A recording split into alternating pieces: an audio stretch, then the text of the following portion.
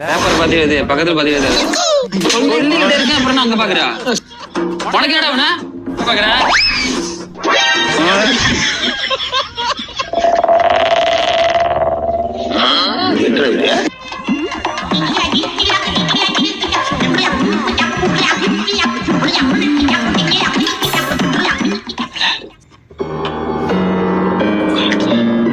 Sir உங்களுக்கு ஏதாவது காட்டணுமா sir? அவனை இங்க வர சொல்லு, நான் காட்டுறேன்.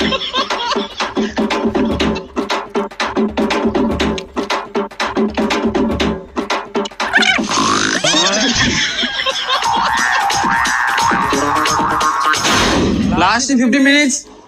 எக்ஸாம் முடிஞ்சு எல்லாம் கிளம்புங்க.